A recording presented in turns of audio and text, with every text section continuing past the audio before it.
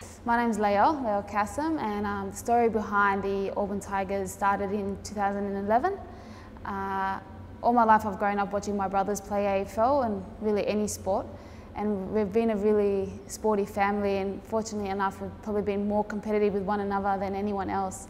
And I've always wanted, watching them, you always want to follow in the footsteps of your siblings and continue on playing footy or doing anything that your siblings do. So in 2011 we had the opportunity to start up a club with my friend Amna. So Amna and I got together, we messaged all our friends saying come down and join this club. It was really interesting because no one knew what AFL was. No one had probably played sport before, and I probably was the only girl who understood the game and knew the rules. So it was very, very interesting, but it was a success from the beginning. We had 30 girls show up to the first training session, and every year since then, it's just been growing and growing and growing. So basically, it started from watching my brothers play footy, then having this opportunity to start a women's club, and I took it with both hands and haven't looked back. We started off as the Auburn Tigers because that's what the boys' club was. And we were Auburn Tigers for about 2 years. In 2013, we had a meeting with the GWS Giants who wanted to come in partnership with us. And Amna and I attended those meetings, and we decided that for the best interest of the club was to become the Auburn Giants. So we've officially changed our name to the Auburn Giants. And that for us was a big milestone to achieve because we're looking for future generation of women to play sport. And this allows us to have that sustainability and have that structure in place where we can create pathways for women to come into our club and create a pathway for them to continue playing footy long into their career and hopefully one day become elite athletes playing in the women's national competition, which is going to eventuate. And so for us, it's been a really good partnership with the GWS Giants. It's also allowed us other opportunities like playing on Spotless Stadium that the girls have the opportunity to play on a field that men play on. So for them, it's another element of empowerment and feeling like they've achieved something, which is it's been amazing for the club. So the switch has been really, really good in terms of our future sustainability, and that's been our main focus to make sure that when Amna and I are not there, that the club is still running and having girls to come and participate. I've played a lot of sports growing up, and nothing has compared to what it has been for AFL. As soon as I played my first game of AFL, I loved it and I didn't want to play any other sport.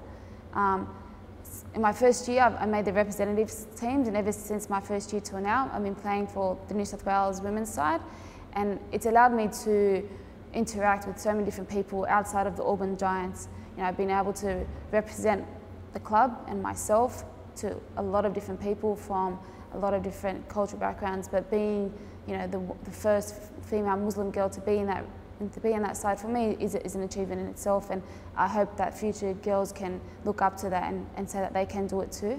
So I've travelled the country playing AFL footy. I've been to Cairns, been to Melbourne. I've had the opportunity to play on the MCG, which is amazing, and it's been a really good experience. It's had its ups and downs. I've had struggles to get into the team and feel like I've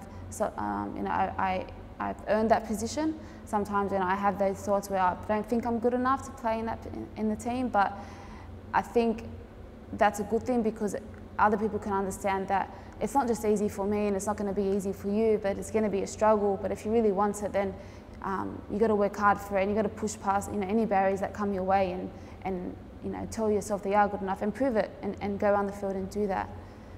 Looking forward, I think AFL, my goal is to make the GWS women's team and play in the national competition, which comes out hopefully in 2017. So I hope that through the representative experience I get to play on a national league against everyone in Australia on that big stage, so hopefully I can get in. One of my biggest achievements with footy has been receiving the 2015 Goal of the Year. This was a competition run every year, and it's both the men's competition and the women's competition. So it's a prize won from all competitions, and from the men's Premier League all the way down to women's Division 2. And I was fortunate enough and lucky enough to get to be awarded with the Goal of the Year. It was at the time I didn't really think much of it, but I really wanted to hide away from the fact that it was a really good goal, but now I think I should stand up tall and be proud of it, because this is the first time a woman's won this award. From the first time till now, it's all been men. So for the first time for women to win this award, I think it's a really, really proud moment, and it just shows the talent that we have in women's footy, and I hope that I can keep this legacy and that other future women can keep winning.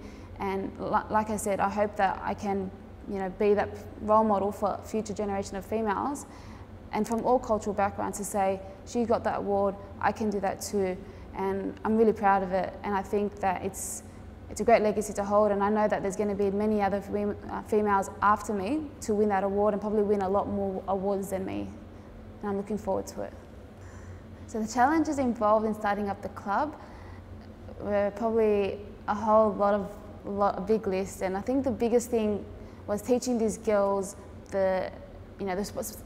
team sport involves so many different elements, and I think the major thing that these girls, not being part of a sport before or a team before, things like responsibility, rocking up to games on time. I remember so many times that we'd had to call girls up the day of the game, an hour before kickoff. Where are you? Come down.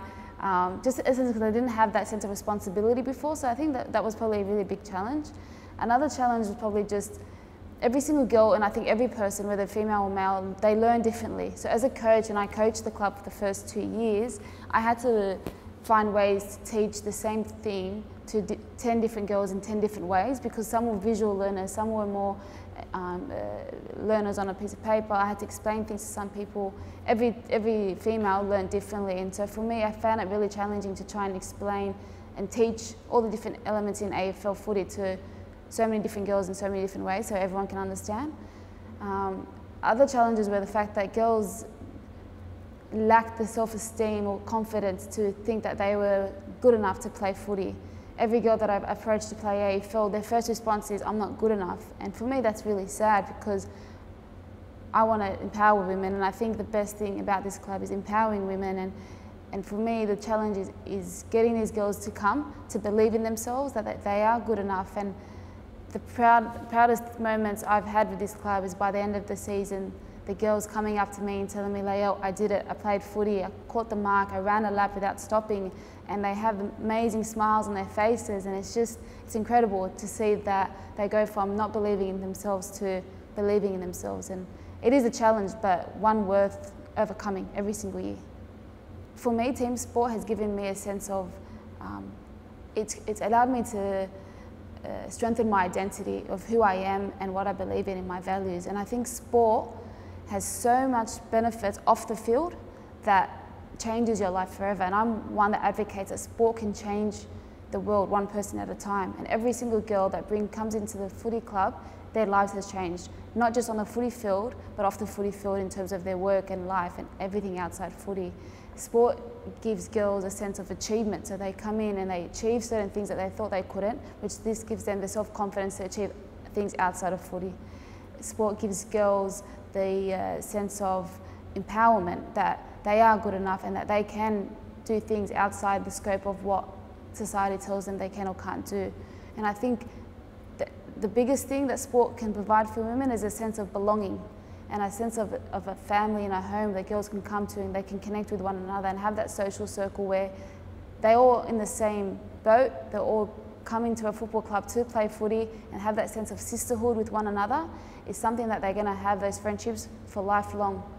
And outside the footy field, these friendships and these achievements that they tackle on together, it's going to be life-changing for them. And I've seen it at firsthand where girls have come into footy club, they haven't gone outside the Auburn area or the Bankstown area. And being part of footy club, you obviously travel to all the different clubs, and that in itself is a benefit that every single woman should be participating in, because as you travel and you meet different people, your life perspective changes in terms of who you meet and your experiences you have had. So we've had experiences where we've travelled to Wollongong, and some of the girls, it's their first time travelling to Wollongong to play, and we had a barbecue there. We invited all the other clubs to come down, and it was a fantastic experience for them. So the benefits of the physicalness of getting fitter and getting more healthy is fantastic, but the life lessons that we taught outside the footy field that comes with being a part of a team, I think is one that every single girl should take the opportunity to play.